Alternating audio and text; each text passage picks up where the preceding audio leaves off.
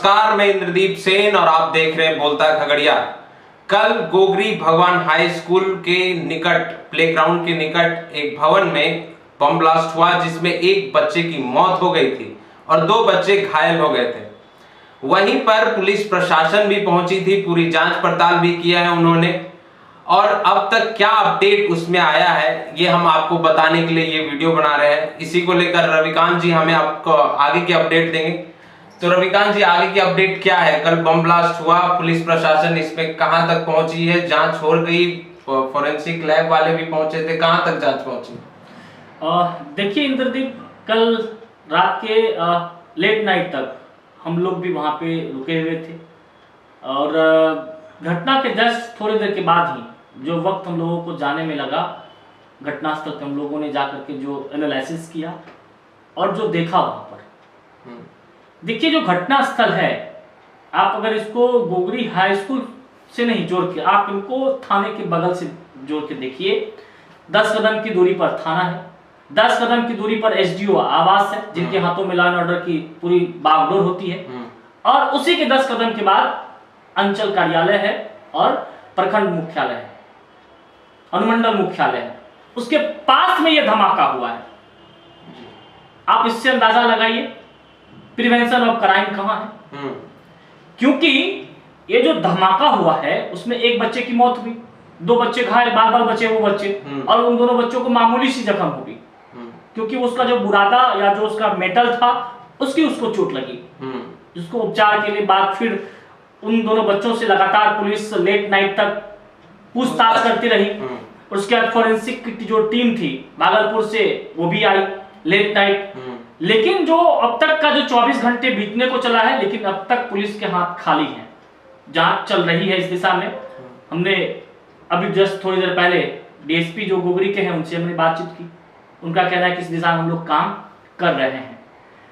देखिए विगत के दिनों में जिस तरह से खगड़िया में जो आपराधिक घटनाएं हुई थी पहले से या फिर जो हाल फिलहाल में हुए, पुलिस कप्तान एक्टिव है, इसमें कहीं को दो मत नहीं है।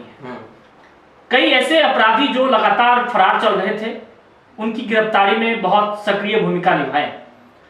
लेकिन जिस तरह से एक बहुत बड़ी चुनौती है पुलिस के सामने इस मामले का उद्भेदन करना, कहा यह भी जा रहा है कि उस दिन वॉलीबॉल का जो है टूर्नामेंट भी होने वाला था, और जिस जगह यह धमाका हुआ भगवान हाई स्कूल में जब आप इंटर करेंगे, जस्ट ठीक उसके सामने एक मंदिर है, दुर्गा मंदिर है शायद वो, और उसी के जस्ट पीछे में एक जर्जर भवन है जो कि भवन किसी भी काम का नहीं है, और उसमें बम पड़ा हुआ था।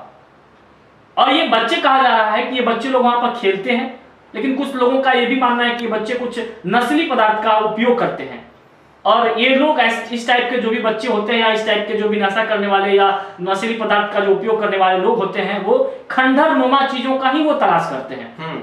वहां पर वो अपना अपनागा अपनाते हैं, एक अपने आप के लिए वो एक महफूज वाला जगह समझते हैं। ठीक वही करने के लिए जो है ये बच्चे लोग अंदर में थे, और ये बच्चे उस जो बम रखे हुए जो डब्बे थे उसको जो उठाया, उसको लगा कि ये कुछ पीने वाला चीज है, इसमें कुछ मिल जाएगा हमें पीने के लिए। अच्छा। और उसी को वो ढक्कन खोल रहा था, और ढक्कन जब उसके हाथों से नहीं खुला तो फिर वो उसको पटका और उसमें ब्लास्ट हुआ है। ये जो हम लोगों ने आसपास के बच्चों से या लोगों से जो हम लोगों ने पूछताछ की, ये वही मामला है कि उस ढक्कन वाली जो है, उसको ढक्कन खोलने के दौरान जो उसको पटक के वो खोलना चाहा, उस वक्त वो ब्लास्ट किया। उसके बाद उस बच्चे की वहां पे ही मौत हो गई, 2 लोग भागे। और इंद्रदीप, आपको ये बात भी समझना होगा कि बम का जो कैपेसिटी है, ये कोई पटाखे वाली बारूद नहीं है, ये वो विस्फोटक है जहां सरकार के द्वारा या फिर बड़े बड़े विस्फोटक तैयार किए जाते हैं। उस तरह के बम थे प्रथम दृष्टया। जो देखिए ये किस टाइप के बम थे ये जांच के बाद पता चलेगा एग्जैक्ट, क्योंकि ये जो फोरेंसिक जो टीम आई है वो सारे जो मलबे थे उन सारे मलबों को सैंपल के लिए लेकर के गया है लेबोरेटरी में। वो कब तक में जांच की रिपोर्ट आती है वो भी अपने दर्शकों को बताएंगे।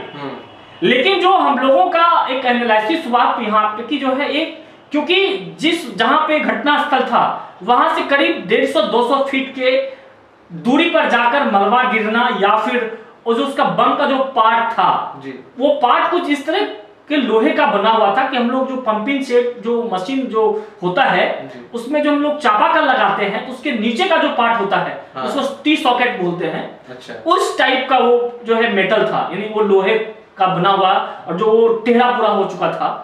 तो आप इससे अंदाजा लगाइए कि बम कितना वो पावरफुल बम था।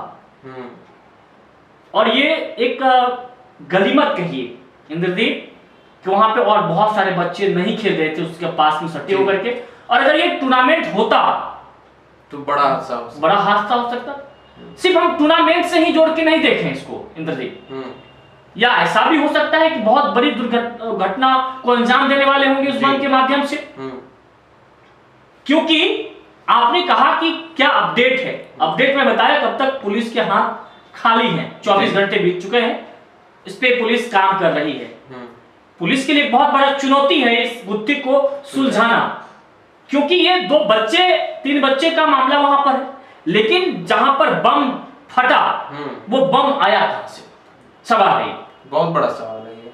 और अगर ये बम आया तो उसका मतलब है कहीं ना कहीं यहाँ पे मैन्युफैक्चरिंग होता है।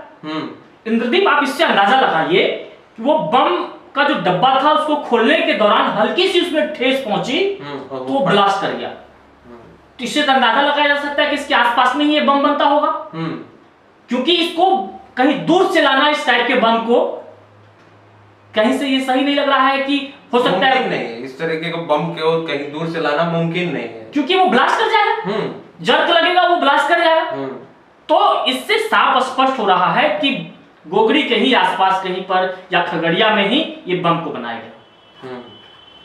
देखिए इंद्रदीप, ये बम की कोई पहली घटना नहीं है। पुलिस कहां तक पहुंच पाएगी वो बात की बात है, हमें उनमें नहीं जाना, हमारी नजर होगी, हम अपने दर्शकों को वो भी चीजें बताएंगे जो जांच का विषय है, जो जांच में चल रहा है, कहां तक क्या पहुंचेगा वो बात की चीज है।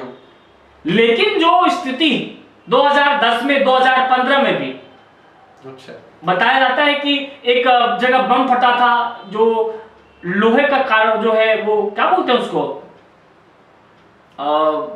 लोहे जो टूटे फूटे लोहे का जो लेते हैं कारोबार जो करते हैं, कबाड़ी खाना, एक कबाड़ी खाना में भी बहुत पहले बम फटा था इसी गोगरी में। अच्छा, आज तक उसका कुछ मामला का उद्भेदन नहीं हो पाया कि ये बम क्यों फटा, कैसे फटा, किन लोगों ने लाया वहां पर, कैसे उसका उद्भेदन, इसका कोई खुलासा नहीं हो पाया अब तक।